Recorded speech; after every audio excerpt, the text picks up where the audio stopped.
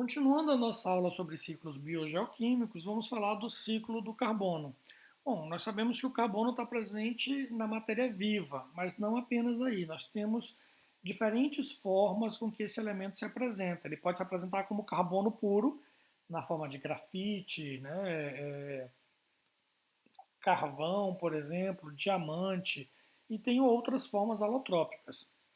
Ele está presente em alguns reservatórios, por exemplo, no fundo do oceano, na forma principalmente de hidrocarbonetos, como petróleo, gás natural, hulha, enfim. Ele também vai estar presente na atmosfera, na forma de CO2, na água do oceano, na forma de carbonato e bicarbonato, e assim por diante. Então, nós vamos encontrar o carbono em diferentes formas. Na forma inorgânica, ele está como gás carbônico. Esse gás carbônico reage com a água e forma o ácido carbônico. Esse ácido carbônico, na presença de água, se dissocia e vai formar bicarbonato. O bicarbonato também se dissocia, perdendo outro H+, aqui, e se transforma em carbonato. Esse carbonato ele é muito utilizado pelos organismos vivos dos oceanos para formar suas carapaças, como é o caso do caranguejo, né, do camarão, da lagosta. Então, esses organismos retiram esse carbonato da água e formam as suas carapaças. E quando eles morrem, isso vai para o fundo, vai se depositando lá no fundo. Então, milhares de organismos vão acumulando esse material na forma de resíduos no fundo do oceano. Ao longo de milhares de anos, esse fundo também vai recebendo material inorgânico, né, que vai formando o fundo mesmo, o chão do oceano, e isso vai compactando esse material. Milhares de anos depois, isso se transforma em hidrocarbonetos, né, em carvão, em hulha e em gás, que hoje em dia nós perfuramos, retiramos e utilizamos esse material. Então, as formas inorgânicas, como eu já falei, né, são o CO2, o bicarbonato e o carbonato. Mas eu tenho a forma orgânica do carbono. Então, o carbono ele é aproveitado pelos organismos vivos não apenas na forma de carbonato para formar seus ossos, dentes e carapaças, mas ele também é aproveitado na forma orgânica. Então, aí ele forma açúcares, proteínas, gorduras, vitaminas, uma série de substâncias químicas que vão compor os próprios organismos vivos e fazer com que a vida seja possível, né? O próprio DNA é feito de moléculas de carbono e assim por diante. Então, nós temos diferentes moléculas formadas pelo elemento do carbono, e são milhões de moléculas, e a cada dia nós, os seres humanos, sintetizamos novas moléculas contendo carbono. Então, essa lista não para de crescer. Mas o carbono é extremamente importante para os organismos vivos e por isso ele precisa ser ciclado, né? Então, existem mecanismos de transferência. Então, na respiração, a gente emite CO2, na fotossíntese, esse CO2 é transformado em açúcares, proteínas e gorduras. Nós nos alimentamos desses organismos fotossintetizantes e obtemos, então, essas moléculas que vão compor o nosso corpo.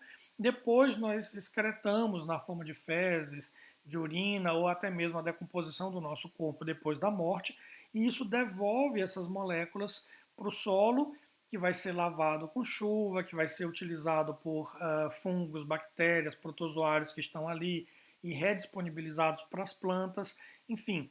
Então, esse carbono vai sendo ciclado em ciclos curtos ou em ciclos longos, dependendo aí da presença ou não de organismos vivos. Bom, é extremamente importante que a gente entenda que o carbonato e o bicarbonato do oceano, como eu disse, eles têm um processo de dissociação e esse grau de dissociação está ligado com o pH.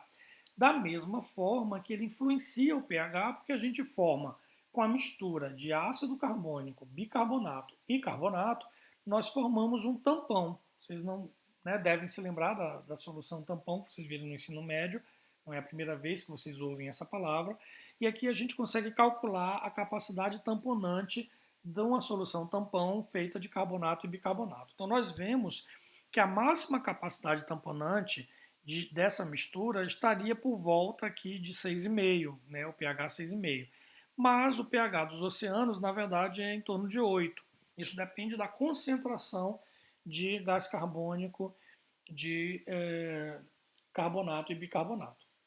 Então, quando nós emitimos mais CO2 para a atmosfera, o que acontece é um aumento na concentração de ácido carbônico na água, por reação, né, do CO2 com a água formando ácido carbônico, e isso vai acidificando o oceano, ou seja, vai tornando o oceano mais ácido. Lembrando que isso aqui é uma solução tampão e, portanto, aumenta a capacidade tamponante, ou seja, ela se torna um tampão mais eficiente se o pH diminui um pouco mais. Então, acontece a diminuição do pH, mas essa diminuição do pH ela é um pouco tamponada pela presença desses sais que estão dissolvidos ali. Por que isso é importante, Joselito? Porque nós temos falado na alteração do pH dos oceanos atribuído ao aumento de CO2 na atmosfera. E é verdade, já se consegue medir em alguns lugares do mundo variações de pH, o pH já sofre alterações pelo aumento da concentração desse CO2 na atmosfera.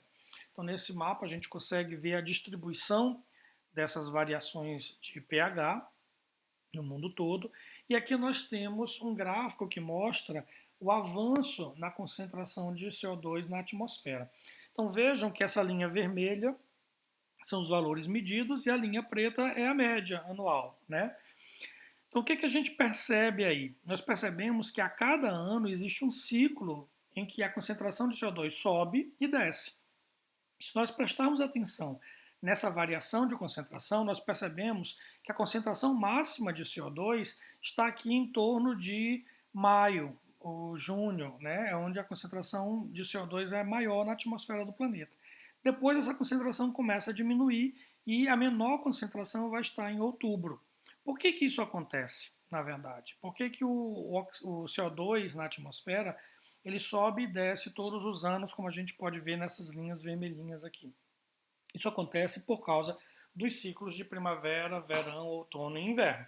Nós temos as estações e em cada estação as plantas elas acabam morrendo no inverno e nascendo de novo, né, na primavera. Então vejam que os meses que estão sendo importantes aqui, que estão sendo considerados aqui, são os meses de primavera e de outono do hemisfério norte. Por que isso acontece? Deixa eu mostrar rapidamente para vocês uma foto do planeta. Aqui é o Oceano Pacífico, aqui é o Oceano Atlântico. Aqui é o hemisfério sul e aqui é o hemisfério norte. Vejam que no hemisfério sul a gente tem pouco continente, né? A quantidade de terra no hemisfério sul é muito pequena, enquanto que a quantidade de oceano, né, em contrapartida, é maior. Então aqui o fitoplâncton é que está contribuindo para a concentração de oxigênio e para a remoção de CO2 no hemisfério sul. No hemisfério norte, como nós temos mais continente e menos oceano, claro, o fitoplâncton continua funcionando aqui também, ele também retira CO2, ele também emite oxigênio, mas essa produção de CO2 e de oxigênio é pouco influenciada pelas estações quando a gente compara com a cobertura vegetal dos continentes, que no hemisfério norte é bem maior. Então, quando a gente vê aquele gráfico, o que a gente percebe? Que quando no hemisfério norte é inverno, então aqui, né, no final do ano, quando é inverno, as plantas morrem e o CO2 do planeta começa a subir. Porque com a falta daqueles organismos há um desbalanço e aí eu tenho mais CO2 porque os organismos que respiram continuam respirando. Isso vai subindo a concentração de CO2 até que chega a primavera. E aí, chegando a primavera, as plantas começam a brotar no hemisfério norte e finalmente o CO2 começa a ser removido. E aí começa a baixar a concentração de CO2 durante toda a primavera e todo o verão. E aí, novamente, quando começa o outono, que a gente começa a ter as plantas morrendo, né, as folhas caindo, e aí a concentração de CO2 começa a subir novamente. Então vejam que muito mais importante para o balanço de CO2 e de oxigênio na atmosfera, muito mais importante do que a floresta amazônica, que está em sua maioria no hemisfério sul, são as florestas do hemisfério norte. A Amazônia tem uma grande importância e nós vamos falar dela de novo quando nós falarmos de ciclo hidrológico, quando a gente vai falando de água. Mas falando de oxigênio e de CO2, são as florestas do hemisfério norte que realmente dão uma grande contribuição para a remoção de CO2 na atmosfera. Então, fala-se muito na queimada da Amazônia e esquece-se que na Europa, na Rússia, nos Estados Unidos, no Canadá, as florestas também estão sendo perdidas e elas contribuem bastante para a manutenção da concentração baixa, né, de CO2. Então, o que acontece? Esse ciclo deveria ser anual e, portanto, essas variações deveriam ter como média uma linha horizontal. Por que essa linha está subindo? Porque além do ciclo anual, que a gente vê que é praticamente constante, não tem grandes alterações, a gente tem o acréscimo de CO2 que vem de outras fontes. Que outras fontes são essas? Considerando que essa curva começa a ser observada depois da Revolução Industrial, a gente percebe que são as fontes de emissão de carbono do ser humano. Então, nós começamos a utilizar combustíveis fósseis e começamos a emitir esse carbono que estava armazenado no fundo do oceano, no fundo dos continentes, e a gente pegou ele, utilizou, queimou, transformou em CO2 e emitiu. Então, essa concentração de CO2 tem subido gradativamente, dada a ação humana de consumo de combustíveis fósseis. Então, eu já mostrei aqui a ocupação do planeta e vamos então ver as previsões. Né? Isso é uma reportagem que foi publicada no Estadão e aí ele mostra aqui uma previsão otimista e uma pessimista. Na pessimista, nós teríamos uma variação de pH aí até 2100 de 0,30 em média. Isso significa que em alguns lugares do oceano, essa alteração de pH poderia ser maior do que uma unidade. Isso é extremamente importante, porque para alguns organismos vivos isso causa danos. Já vemos acontecer com os corais, onde existe um processo chamado de branqueamento dos corais. Na verdade, é a morte de algas que vivem dentro do coral. Nós vamos falar um pouco mais disso quando estivermos falando de ecologia. Mas ao morrer aquela alga, o coral perde a cor, né, que é o que dá a cor para ele, vai ser a alga. E além disso, a alga alimenta o coral. E aí o coral também morre. Bom, a previsão otimista diz que o pH vai cair sim, mas depois ele se estabiliza exatamente por causa daquele tampão que eu mostrei para vocês na figura anterior. Então, devido a isso, a previsão de média de variação seria de 0,065 até 2100. Então, são previsões, são cenários que são projetados de acordo com as informações que a gente tem hoje e com a produção que nós temos hoje, mas essa produção pode subir muito ou cair muito, dependendo de nós, e isso pode realmente variar esses cenários. Bom, com relação então ao ciclo de carbono, nós podemos afirmar que A, ele envolve apenas organismos vivos, B, ele envolve apenas processos inorgânicos, C, o carbono tem apenas uma forma alotrópica, D, todo o composto orgânico é oriundo de processos vivos, e ele envolve coisas vivas e não vivas, formando substâncias orgânicas e inorgânicas. Escolha a sua resposta e coloque ali no exercício que está disponível no AVA. Sigam os estudos e sigam as videoconferências, videoaulas desse conteúdo. Bons estudos!